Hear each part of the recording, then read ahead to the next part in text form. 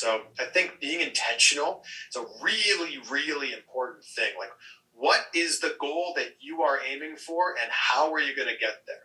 Whether you accomplish it or not, if you're on that path, you're already going to be so much further along than if you weren't intentional about it. So that's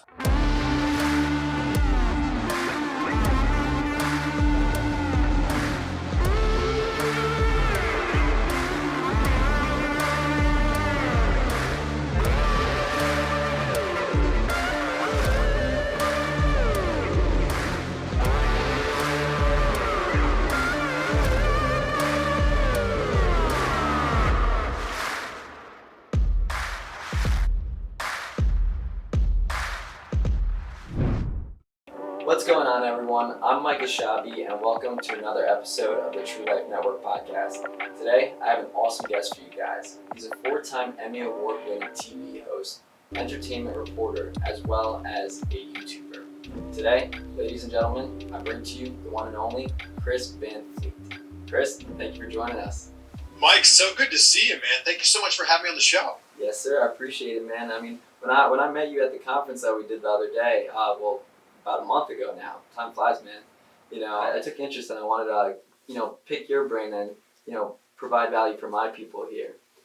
So, Chris, I kind of want to jump into your story first. Kind of give everybody a background in regards to how you started off in the TV world and, how you went from where you were to where you are today. So first of all, thank you for having me on. It was so good to hear your story and to share the stage with you at the VIP Mastermind in Miami. Miami was my hometown for 5 years. I lived there, and I was on Channel 7, WSVN, hosting Deco Drive. So it was so good to be back there in person. So good to be back there right now, virtually. And yeah, man, my love for broadcasting, my passion for broadcasting began like when I was 4 years old. I had a Fisher-Price tape recorder, like with cassette tapes, and I would pretend to be the radio host that I heard on the radio.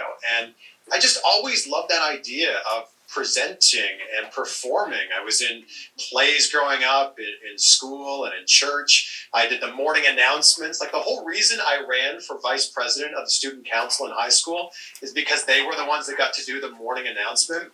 So I've always been super passionate about it, and always just kind of been one of those people, not unlike yourself, Mike, that when you have something that you love, when you have something that you're passionate about, you go all the way in and you chase after it. You don't take no for an answer. 100%. So I got to ask you, Chris, because, even just being on stage with you, you have that voice, that, reporter voice, that broadcasting voice. Was that something you were naturally born with, or is that something that just, over time with the practice that, you were able to, have that stern voice? Thank you. I don't know how much you can actually change how your voice sounds, but I remember being in high school. We had a communication studies class, and you got to do all of the different roles of a TV station in this class. So you were running the camera, running the audio board, VTR, you were directing, and then there was the person that got to host as well. And whenever I was hosting, I remember some of the other students and my teacher being like, well, obviously you're going to be the host because you just have the voice for it. But I don't know. Maybe I was just fortunate because the year before I probably hadn't hit puberty yet. My voice was more like this. So mine. Yeah. I feel really fortunate because look, we're so fortunate as humans to be able to share our story through our words, through our voices, and we can communicate like how other animals can't do it. So I'm fortunate that I've been able to use my voice, whatever it sounds like, throughout my career to get a message across. And I've also learned throughout my career, I've spent a lot of my broadcasting career as an interviewer. I've learned that the better your questions are, the better the answers are. Tony Robbins always says it. He says the quality of your life is a direct result of the quality of the questions that you ask. And I realized that very early on, that if you want better answers, not just in interviews, but in life, start asking better questions. 100%. I mean, I also think that comes down to, the people you're surrounding yourself with, because the quality of the individuals that you're surrounding yourself with will determine how you think, and, it will determine the kind of questions that you do ask other people. And, it'll determine the kind of responses that you're getting, the information that you're retaining, right? But, something I want to kind of learn more about, because, I didn't know about you before the conference. So I do apologize. I'm not like everybody else who No, I wouldn't expect you to know. But I kind of want to know more about your journey. How you were able to kind of break through into the Hollywood scene, and working with a lot of celebrities, getting them on interviews. Because I feel that a lot of people, when they try to either start a podcast or try to make it in the TV world, the Hollywood scene, they don't really know the approach and what it really takes to actually get there. Well, I think that unfortunately a lot of people talk about starting a podcast or talk about starting a YouTube channel, and then that's it. It ends right there. So congrats to you on not just talking about doing it, but actually doing it in your book as well. A lot of people talk about writing a book, then never end up writing a book. So I think the first thing is start. Like, just start. Hit record and do it and put it out there, and you'll figure it out as you go. But for me, I had this huge epiphany. So I went to college for communication studies, loved broadcasting, but also knew it would be a huge uphill battle. I grew up just outside of Toronto in a town called Pickering, Ontario, and I knew that in Canada there's not a lot of on-air hosting opportunities. And I loved my time in college, but I woke up one day in my senior year and it just hit me, Mike, like a ton of bricks, that when I graduated at the end of that year, I was going to have to go work for, the rest of my life. And I was loving college so much, living with 4 of my best friends, deciding if I wanted to go to class that day or not. And I realized that after graduation, I was going to have to go work 9 to 5, 5 days a week or more for, literally the rest of my life. And I decided in that exact moment that I didn't want to hate my job. I wanted to be one of those people who actually looked forward to going to work, because there were so many people who couldn't appreciate Sunday because Monday was the next day, and I never wanted to be one of those people. So my journey began on that exact day. I reached out to every radio station, every TV station in my college town, and just said, I'm passionate about broadcasting. I'm a 4th-year communication studies major. Can I just come in and volunteer and see how it's done in the real world? And one radio station brought me on. I was part of their street team, handed out like stickers and different things at events. There was a community-run television station that said, absolutely, we love volunteers. Come on in, work behind the scenes with us. And then this other radio station, an AM news talk station, said, we don't take on volunteers, but how would you like a job? And I went, okay. They said, it only pays $8 an hour. I said, well, that's $8 more than I thought I was going to make. And everything shifted simply because I was willing to ask. Like, what could I possibly do? I brought value. I said, I'm willing to do absolutely anything in the quote-unquote real world. Can I just come in and see how it's done and witness this? And that's really where my journey began, with a huge interest, a huge curiosity, but also bringing as much value as I could bring. 100%. One thing that I love that you said, that the asking portion, right? And this is something I took away from David Meltzer that's helped me propel my business.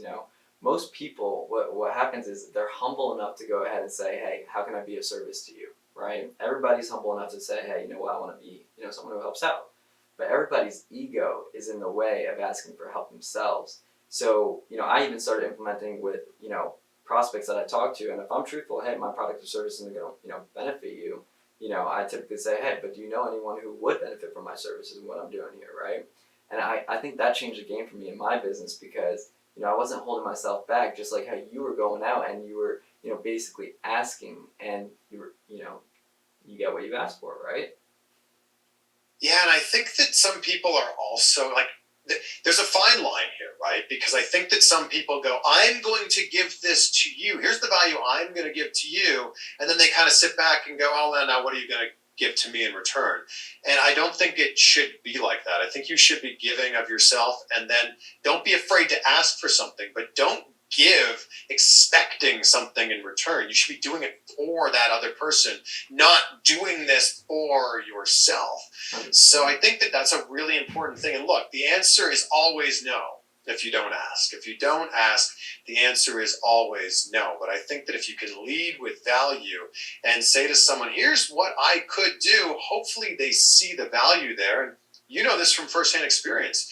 It's okay to volunteer and learn how things are done, or learn how things are not done through that process. But I'd say don't go into it with your hand out going, I did this for you, now what can you do for me?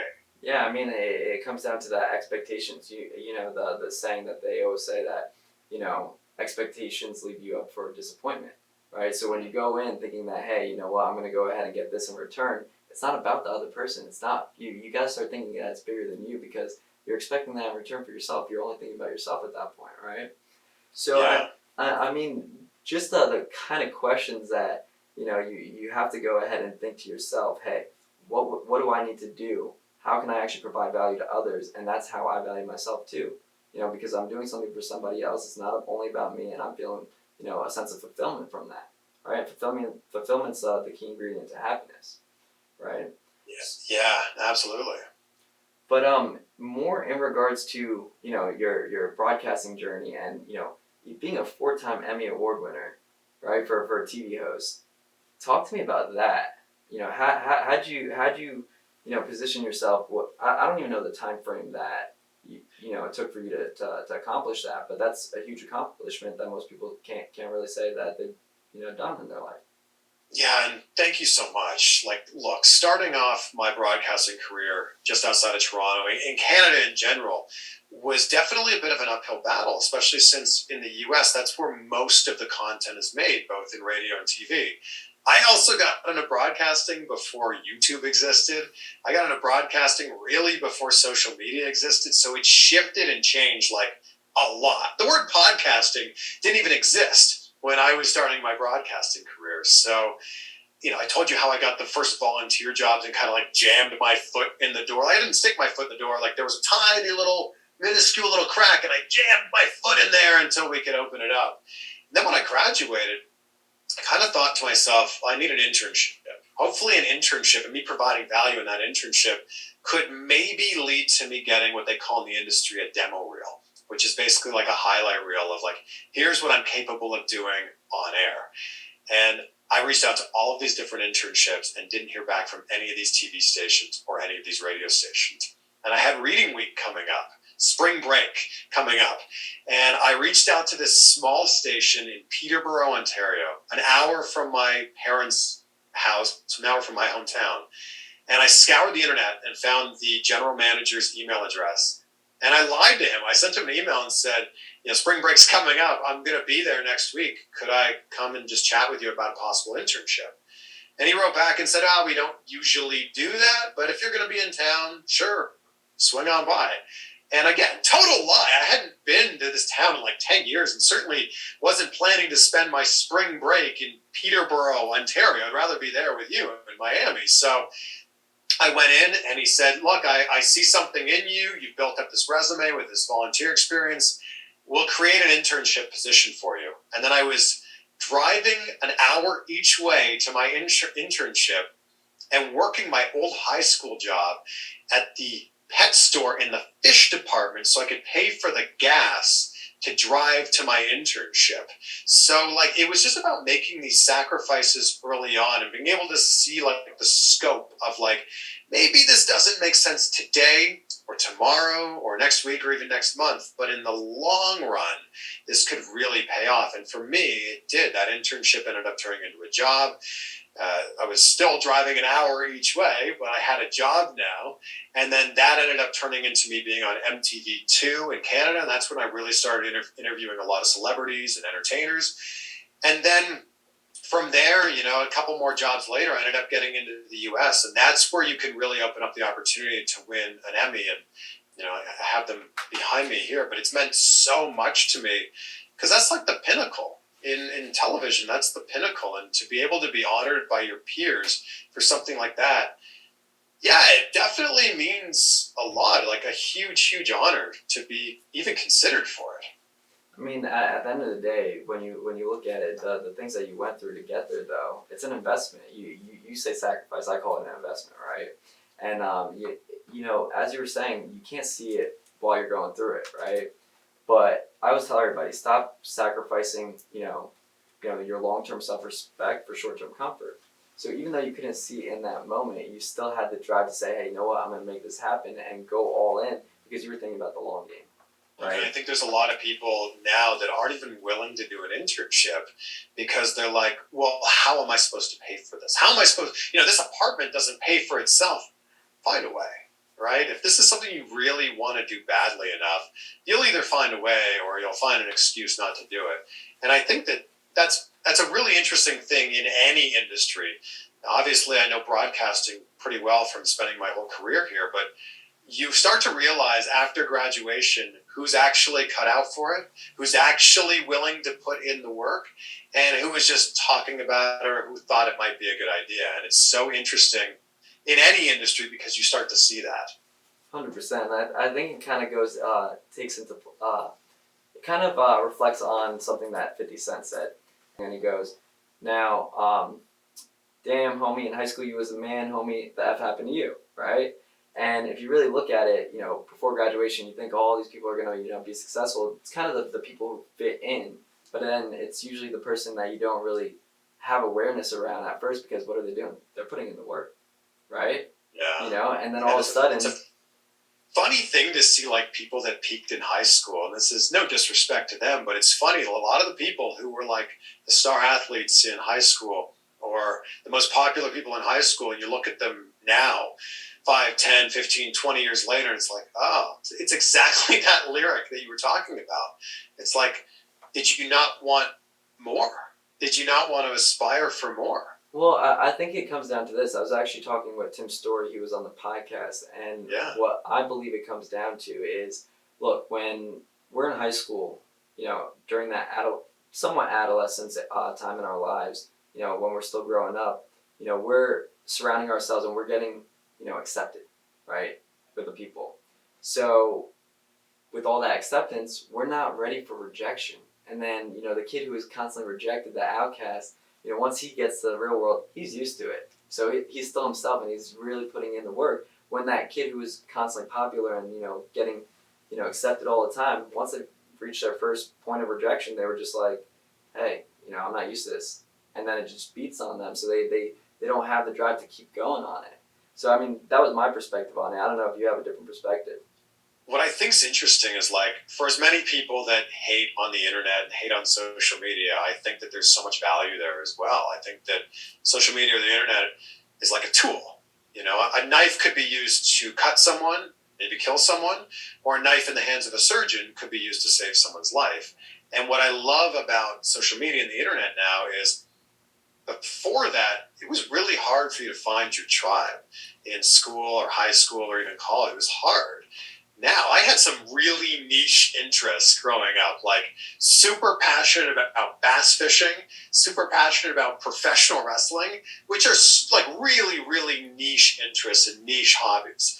Now, you go online, you type a few things in, and boom, all of a sudden you've got like instant best friends. And I think that if you can't find your footing in high school, you can't really fit in high school, at least you can still find your tribe of people and you can grow from there.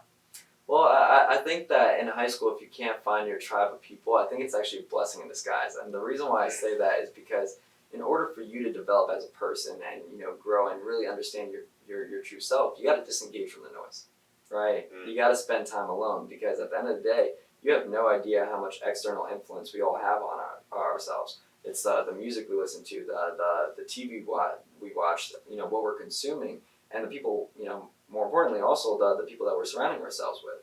So, going through that in adolescence or, going through high school, I feel like being disengaged like that, being to yourself, puts you in a position to really understand that internal game so you could, influence and, manifest you want externally later on down the road. Yeah, and I think a lot of people, unfortunately, never get to know themselves. And a lot of people don't get to know themselves until later in life, which I think is like an amazing blessing. But a lot of people never know themselves. And I think that that's a huge thing, is to find out who you really are. And through that, also find out who do you really want to be. I think that you're right. Our outside influences are impacting us so much. And if you were to just take half a step back from that and go, maybe I should be reading this instead of this, or maybe I should be hanging out with these people instead of these people, or maybe I should be watching this instead of this, your life starts to change like that. 100%. It's just, there's the external environment and internal environment, and you really have to be able to decipher, hey, the information that I'm consuming, the music I'm listening to, is it really me, or is it just what I'm trying to sound cool at first and, just listen to it because other people are listening to it. And then all of a sudden, because you're subconsciously conditioning yourself, it becomes a reality, right? So, Yeah, I had a big realization actually when I was living in Miami. So I had a house in Fort Lauderdale. I was driving into our studio in Miami. It was about 40 minutes each way. So I had an hour and 20 minutes every day of commuting. And I did what most people do. I just put on Spotify, listened to my favorite songs, for the 716th time. And then I thought to myself, that's an hour and 20 minutes every single day. That's like 7.5 hours a week that I could be filling my brain with something so much more, something more powerful, something more insightful. And that's when I started shifting and listening to books on tape or audiobooks or podcasts. And it changed everything. I started to realize, what was the value? What was the purpose in hearing the songs I'd already heard before, singing along to them mindlessly, not even paying attention to the lyrics, or just through osmosis, learning through these books or these podcasts? And that was a huge thing. They call it commuter university. And that's what a huge moment in my life that changed everything for me. So I want to dive into that. How did it change everything for you? Well, it just started filling me with more information. And you talk about we've all heard it, that you are the sum of the 5 people that you spend the most time with. That is the physical people that you spend the most time with, but that's also the authors, the podcasters, the hosts that you're spending the most time with. So I started thinking about things in a different way. And also that time stopped becoming just mindless, zombie driving, which is what most of us do. Just 2 hands on the wheel, actually 1 hand on the wheel, if we're being honest here, and just kind of sitting there until you get to your destination. This started making it active learning the whole time. Well, I'm curious because obviously, in the position that you're in, being around all these, movie stars and, just a lot of people in the public eye, do you see similar characteristics in the way that they think and, how they talk, based... Because I think that once you're at a certain level, you're thinking in a different way, right? And I think the majority of people aren't, around those kind of people who think that way, and you can't be what you can't see. But once you break into a certain scene with, certain, standard of individual, I think it's a different conversation. So I'm curious your take on that. I've been so fortunate to be able to spend some time and interview, literally some of the biggest stars in the world, like The Rock or Denzel Washington, Oprah Winfrey, Leonardo DiCaprio, the list goes on and on and on. And one of the biggest takeaways is they're all so intentional with what they do. None of this happened by accident. They didn't just stumble into a career and become the biggest star in the world, or stumble into a career and be incredibly influential. So I think being intentional is a really, really important thing. What is the goal that you are aiming for, and how are you going to get there?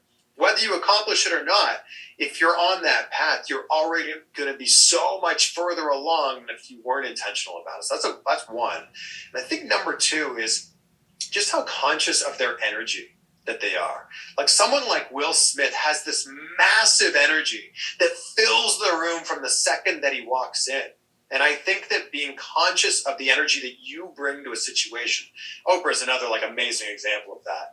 I think that that's something that I've really started to take away of if you come into a room or a Zoom room like this with 10 out of 10 energy, it's going to be so much of a better situation and a better conversation than if you just come in being hey man, it's good to see you again, Mike. And that was a really, really big takeaway for me.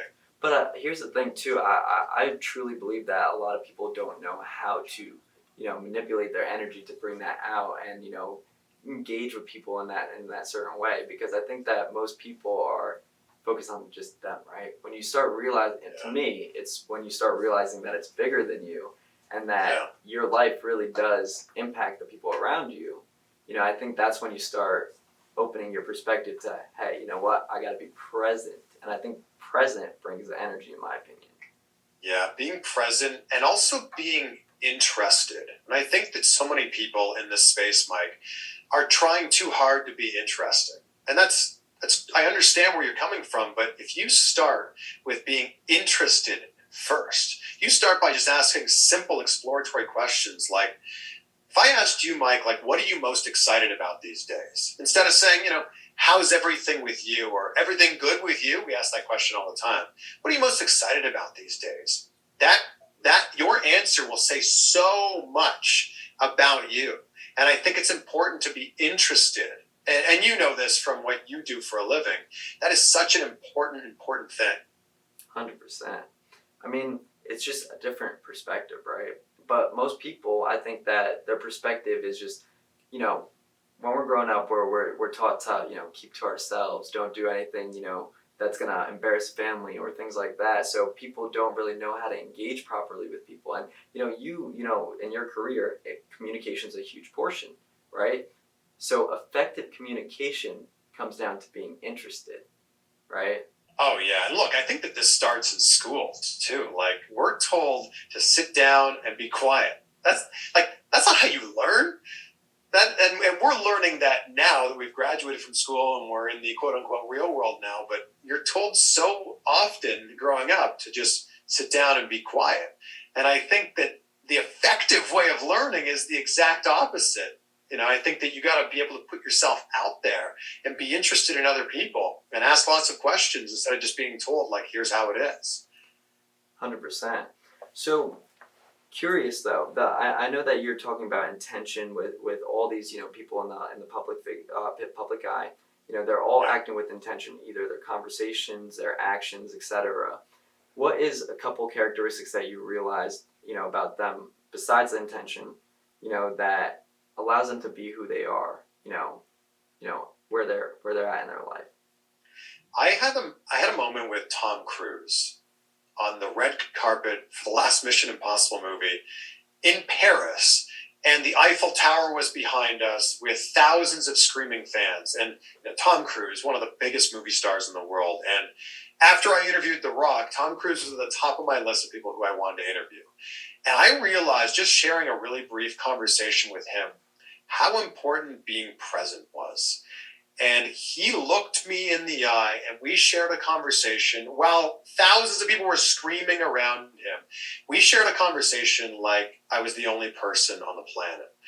And he didn't explicitly say anything in that interview that I really took away from, but it was all the things he didn't say that I learned. And I learned that how important it is to be present and how important it is to make someone feel heard. And that was a really big thing there. It's being aware of how you're showing up. And also when you're someone like Tom Cruise or Oprah or any of the other names that I mentioned, you also are aware of how you're showing up in a space, even if you're not saying anything. People are aware of your presence there. And I'm sure you saw this when Tim Story came into your studio. You're aware of how you enter a space and the energy that you bring. Definitely. I'm curious because you have to be present, in your career. What are some strategies that you utilize in order to stay present when you're with other individuals? I love how Brendan Burchard talks about triggers. And he says, every time he walks through a doorway, for him, it's a trigger of okay, I got to perk up. I got to smile. I got to bring my best energy. And I've started applying that. He also talks about when you're standing in line so often. And I think as a society, we don't know how to be bored anymore, because before smartphones, if you were sitting in a doctor's office or you were standing in line at the DMV, you used to just have to be alone with your thoughts and start thinking, or you would, maybe start people watching. Now, the second that you get bored, and you see this with people, how often have you been at a dinner and someone's just not being present, they pick up their phone and immediately just start randomly scrolling and aimlessly scrolling. So he talks about when he's in line, he'll just smile. And it's being aware of those moments. So those triggers, when I learned that from Brendan Burchard, or when he talked about that, I went, oh, that is such a big thing, because we have these triggers we already do in our life. Think about someone who doesn't smoke unless they're drinking. The trigger is drinking, now they start smoking. Or for people that I don't listen to music unless I'm in my car. And there's nothing wrong with listening to music, but that's a trigger for you. What if you were to start stacking some positive habits onto those? I mean, I do something similar. So, for example, you know the quote, "Fake it till you make it." Yeah. So I think most people have that wrong, right? Most people are, flaunting it like they made it. And I always tell my sales guys, hey, look, you have to act like the person that you want to become. That's faking it till you make it for me, right? So every time before you get on a sales call, go ahead and put that persona. I call it my alter ego. So my alter ego is James Bond because I'm going in, asking questions, being the detective, right? Trying to get down to the bottom of something. And then at the end of the day, at the end when I try to close them, I'll be like, try me, hit me with any objections. I'm expecting it, right? So that's my alter ego that I try to pass on to my salespeople. But the second question that I do have for you, because I think this one is really where you could provide value for people, is how do you make people feel heard? I think that so many people just don't listen. And it's funny how many people want to start a podcast and they want to put their name on it because the show is all about them. And I realized a long time ago with my YouTube channel and now with my podcast that nobody is checking out my videos because I'm there. They're checking out the videos because of the person that is on the platform with me. And I think it's so important to actually listen, like actively listen. And I think that one of the biggest mistakes that interviewers make when they're starting out is, number one, they think of it too much like it's an interview. And that word interview is a scary word because for most of us in our life, it's like a job interview, or it's like, God forbid, the police interviewing you. It's like they are asking a question, you better have your best response. And I think that people get scared by that word interview with a capital I. And I think it's important to start thinking of them as conversations. And it's just so important to be present in the moment and listen. Larry King said it best, the late, great Larry King. He said, I never learned anything by talking. And it's so true. If your mouth is open and you're talking, you are not learning a damn thing. And I think it's important to ask a question, then shut up and actually listen to what the person is saying. And instead of trying to think of what is my next question going to be, engage with them. Ask a follow-up question. If they veer left with them and go down that path. Well, why do you think people have such a hard time listening? I don't think that we're taught how to do it. I think that we're so used to, unfortunately, a lot of people, Mike, only ask questions and then wait, so then it's their turn to talk again. I think that it's kind of like just a pause. Like, all right, I've said this thing. I will wait now until I can say the next thing that I can say. And I just think that people just are not present in those moments, and they're just waiting for their turn to talk. And another thing is I think people just, respond just to respond, right? Yeah. This is something that Will Smith talked about because you brought him up before. And he said, I think everything comes down to love, all right, before we even jump into, Will Smith. Genuinely caring about others, right? So the reason why, he has an acronym for love. It's spelled LUV. Listen, understand, and validate, right?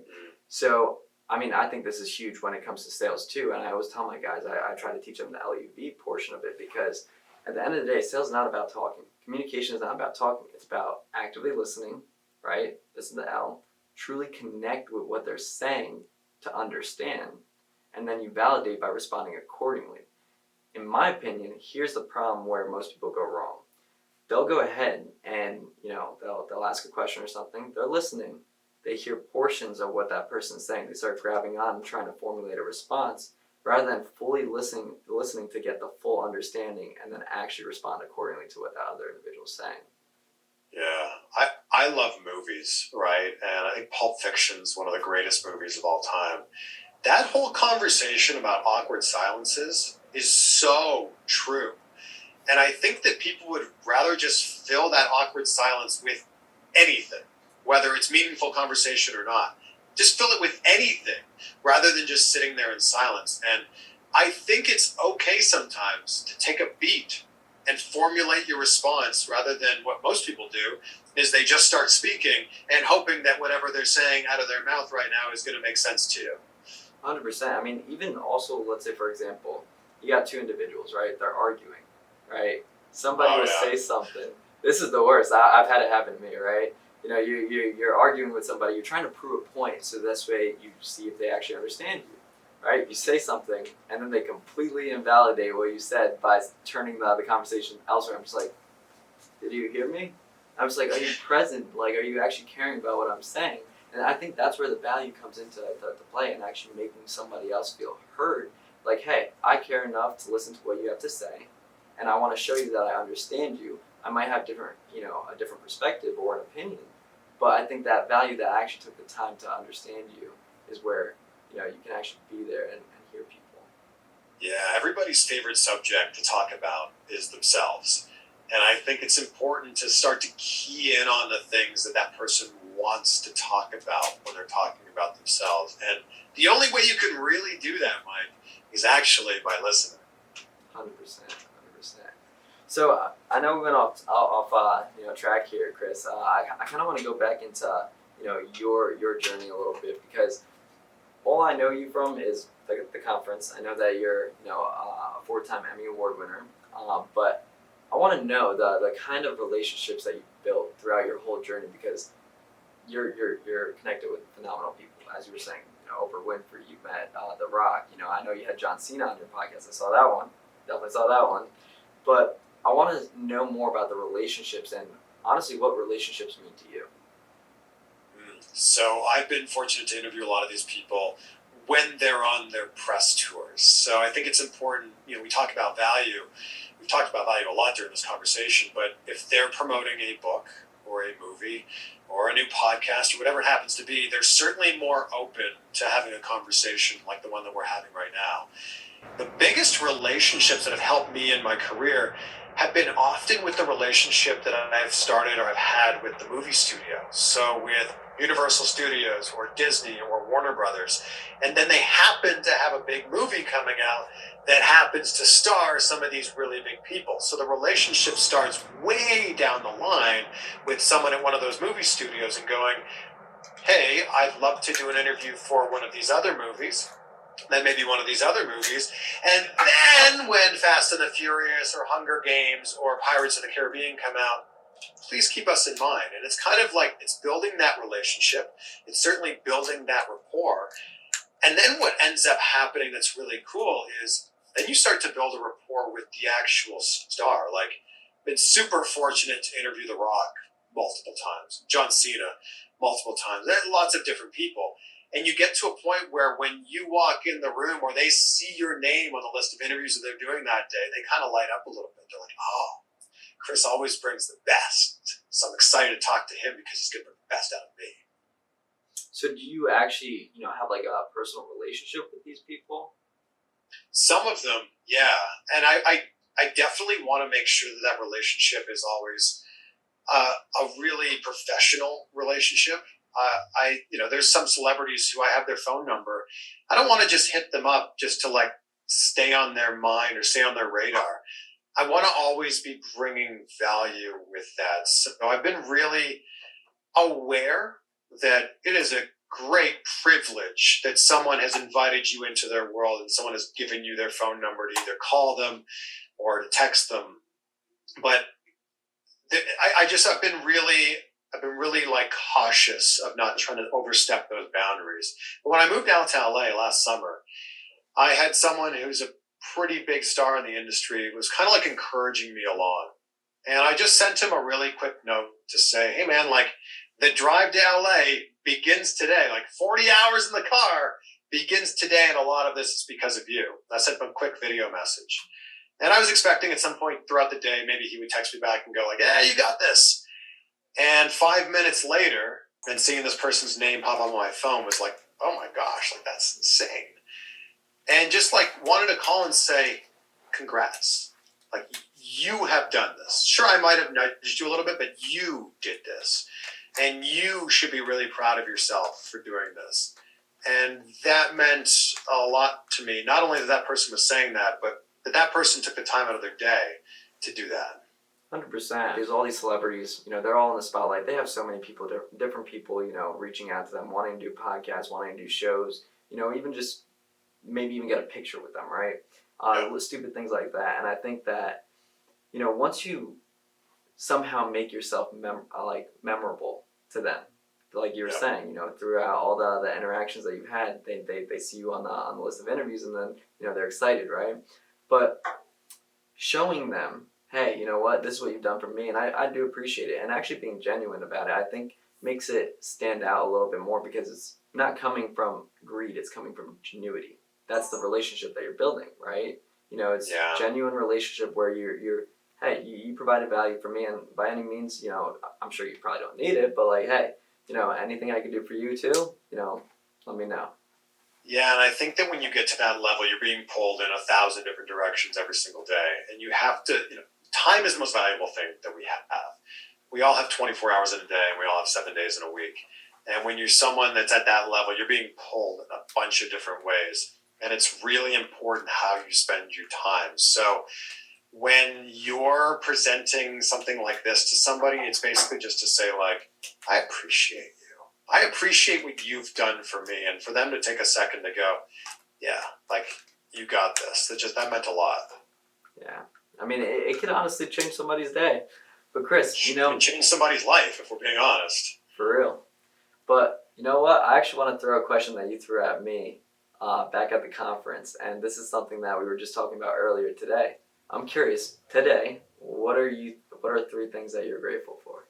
Oh man, I love that. I start every day and I end every day with gratitude. Super grateful for my health, especially with everything that's gone on in the world over the last 2 years.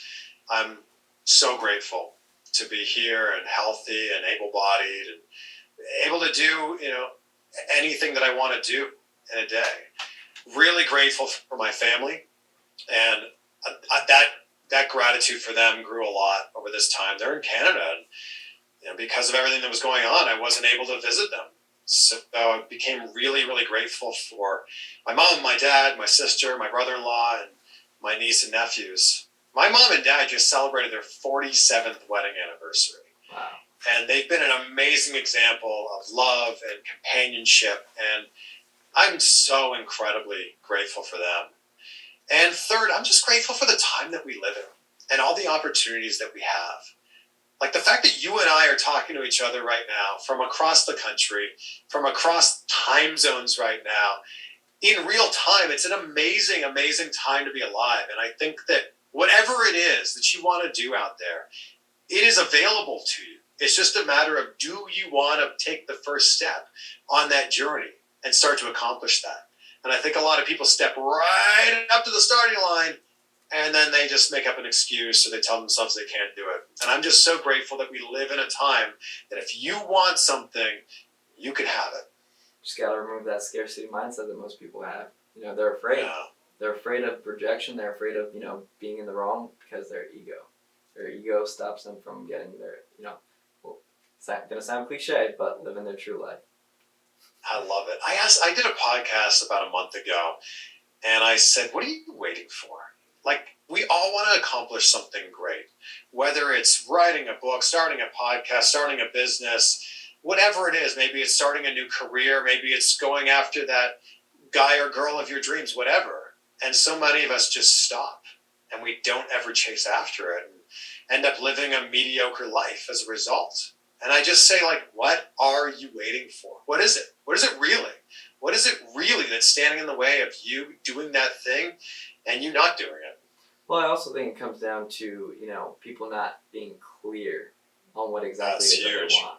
Right? I mean, everybody knows what they want, but they don't truly know what they want. They're not validating it internally. They're not saying, hey, you know what?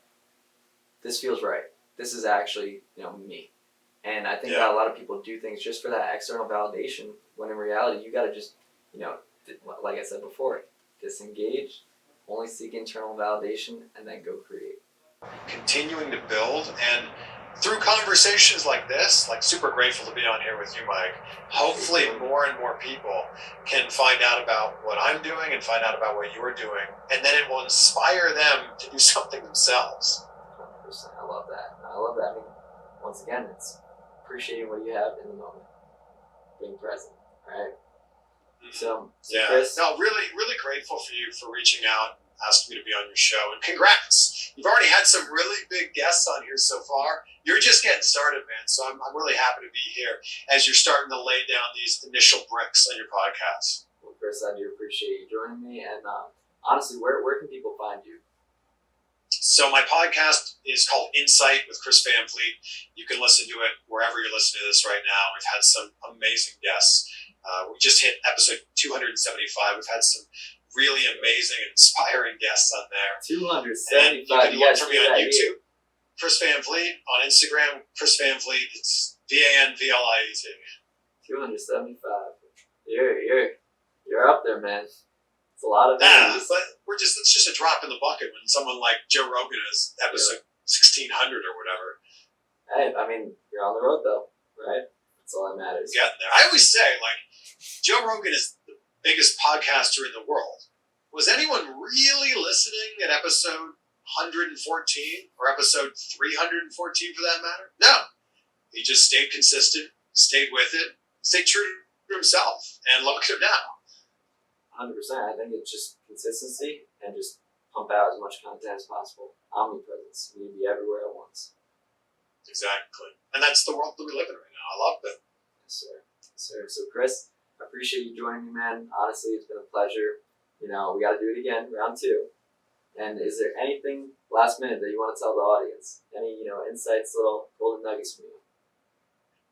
Well, look, let's do this in person next time. And I'll leave you with the best piece of advice that I've learned from many of my conversations on my podcast, Insight. And it was from John Cena, who said, control the controllable.